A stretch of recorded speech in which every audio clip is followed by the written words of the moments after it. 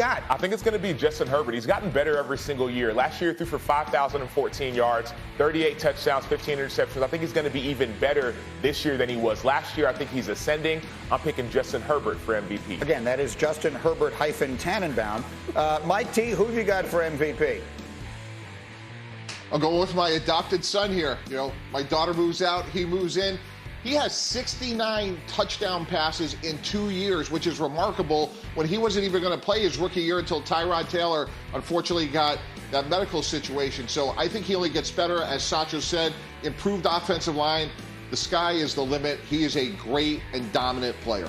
Fowler, who you got? I'm going to go with one Patrick LaVon Mahomes. He has won 12 games every year as a starter, at least 12. We forget about this guy, right? 2-3 years ago, like you said, we were saying he's the best ever. I still think he's got a chance at that. He's going to have a serious edge to him because everybody's thinking with Tyreek Hill gone, can he get it done? They had some struggles last year. He is going to be reinvigorated in a big way. It's going to be an equal opportunity offense, but that's going to result in a lot of passing yards. I'm quickly trying to look up his middle name. Here we go. It's Joshua Patrick Allen, who is my pick because you all left him off. Isn't he everybody's favorite? I couldn't believe it. I was going to try and come up with something creative and different. But Josh Allen, right now, I think most people think he's as good as anybody. He's got as good a team as anybody. Yep. I'll take, what did I say it was? Joshua Patrick Allen as the MVP this Quick year. Work there. And a reminder, the DraftKings vulnerability for the Bills, it's going to be their secondary. They lost Tre'Davious White to injury a year ago, and whether or not Kaiir Elam's ready to step up and be a frontline corner is a big question. So if Von Miller can be blocked, and that's a big if, Matt Stafford could have a big game against that Buffalo secondary. Sacho, we got the Bucks and the Cowboys. What's one thing you're looking for in that game? I'm excited to see Micah Parsons, what he does against this Bucks offensive line. Obviously, he plays linebacker, but they line him up all over the field. I expect him on third down to be lined up inside against some of the younger players on that Bucks O-line. I want to see him dominate. Yeah, because what you're seeing is a lot of Tom Brady getting sacked, and that guy could be doing a lot of it on Sunday night. Watch for 11. He might be the best player in the league. Jeremy, what's the one thing you're watching for, Broncos and Seahawks? Greeny, I'm fascinated by the marriage of new head coach Nathaniel Hackett and his quarterback Russell Wilson. How will they gel? Because the great teams have synergy between the play caller and the quarterback. And for as great as Russell Wilson is, Seattle had some issues with him not getting rid of the ball, taking too many sacks. And Hackett, his offense needs rhythm, timing. Can Wilson adapt to that? All right, and one more game is Ravens-Jets. Greeny, what are you looking for in that game? Glad you asked. Here's what I'd say. I want Lamar Jackson to get all his money. I want Lamar Jackson, if he's going to play without a contract, to be healthy and to have a great season. But I think he needs to take week 1 off and just think about it. I think he needs to just take, listen, Lamar, don't get crazy. You need to take you need to ponder. You need to go inside yourself. I don't think you need to be out there playing week 1, okay? That would be my word of advice. My unsolicited advice for Lamar Jackson is just take week 1. Why week 1, Greeny? Think Why it not through. week 2? Well, it might have to do with the opponent. It might not. I don't know. I'm not saying one way or the other. In the meantime, what the heck is going on with his contract at this point? We're 6 days away. Fowler. Yes, Lamar Jackson is scheduled to practice today at 1 p.m. He will likely do so without a new contract. I continue to hear that there's skepticism around this deal getting done. They've had months to do it. Nothing has come to fruition. Guaranteed money remains a sticking point. I've talked to somebody close to the situation who said there's just not much movement right now. And so the Ravens can try to get this done in the next few days, but it would take a major upset. So we're on a standoff right now. We have this year, and then they are not afraid to use the franchise tag on him next year. He's not afraid of it either. He's embracing all this. He's made a lot of money by just sitting and waiting. I get, well, we think so, but they haven't actually given it to him yet. We think he's made a lot of money, but they haven't actually given it to him yet. Now, Mike T, you made me think of something earlier, because I have framed the Deshaun Watson contract as it's either an outlier or it's a precedent.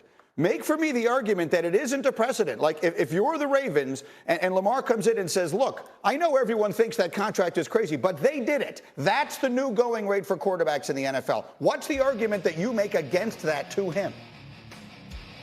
I use this graphic right here. If you look at some of these recent negotiations that ended in extensions, Kyler Murray, Russell Wilson, Aaron Rodgers, they're all of the same sort of structure, which is a lot of guaranteed money, $150 million and up, but not fully guaranteed. And that distinguishment is really important right now because Lamar is saying, I'm not taking anything less than Deshaun Watson. And the Ravens are saying, but look, these last 3 deals, Kyler Murray, Aaron Rodgers, Russell Wilson, they're great players.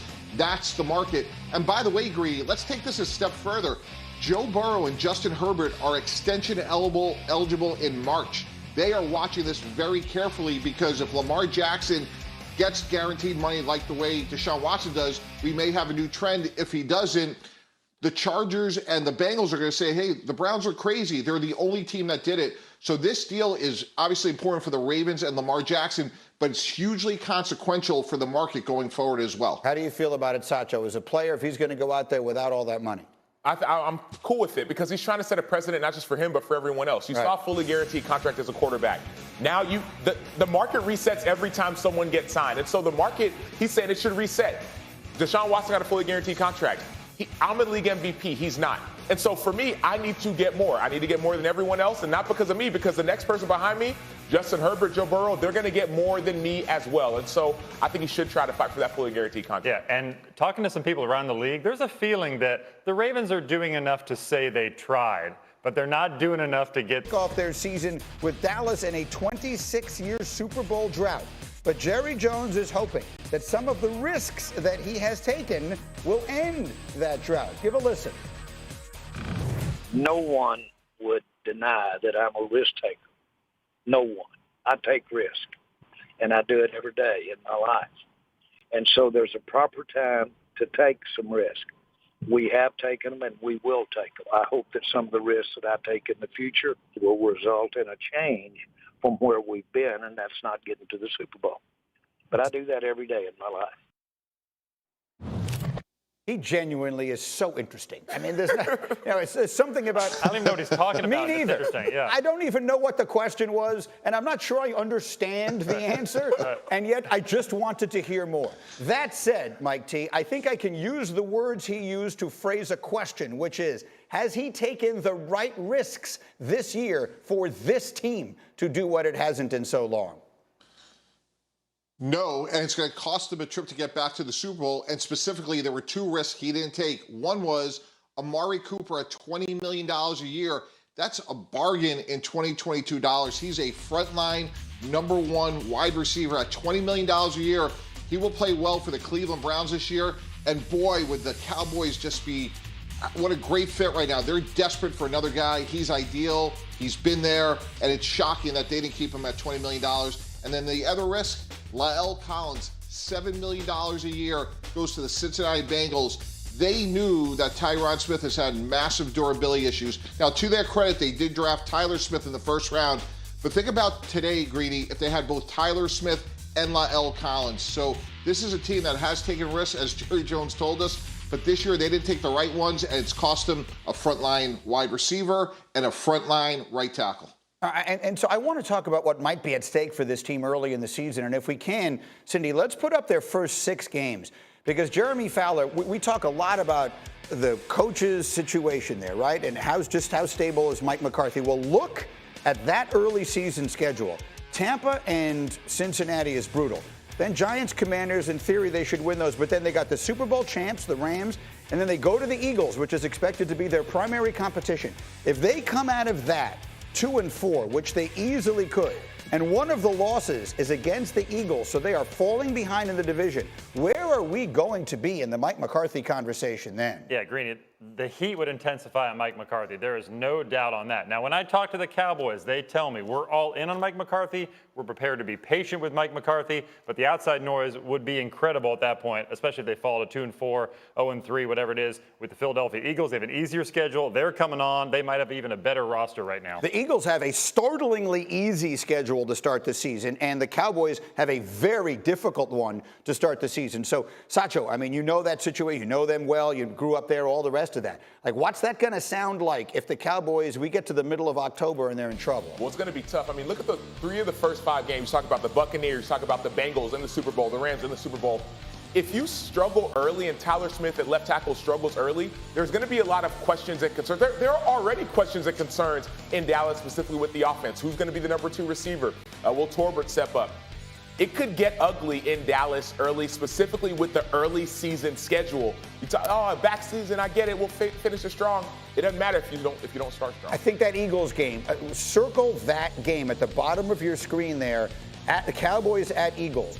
because the Eagles' early season schedule, we never know how these things are going to play out. But the Cowboys could easily be 2-3 going into that game. The Eagles should be better than that. If Philly wins that game at home, I could see this thing getting loud. So, all kidding. Well, let me go to Tannenbaum quickly on this. Do you see a scenario where if they're 2-4 coming out of that game and they lose to the Eagles, that we could see a coaching change that early in a season? I don't think so, Greeny. For all the risk that Jerry Jones takes, he's actually pretty conservative at the head coaching analysis in terms of when he pulls the trigger or how long.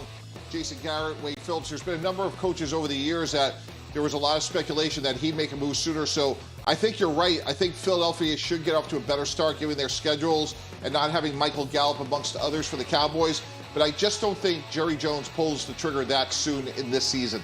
Yeah, I mean, and let's hope. Go ahead, Jeremy. Quick thought. Well, no, to Mike's point, they're risk averse, even with the roster, too. Like, this is not a reactionary splash move team anymore. They draft and develop players. And you know what? I kind of like it. They've won double-digit win seasons in 4 of the last 8 years. Yeah. Pretty good, honestly. Look, Jerry Jones has gotten a lot more right than he's gotten wrong in recent years. But it hasn't added up to what he really wants and their fans really want. Let's see where it goes early in the season. Again, their early season schedule is brutal. As we continue, Stephon Diggs, bold statements about his quarterback, Josh Allen. Is his the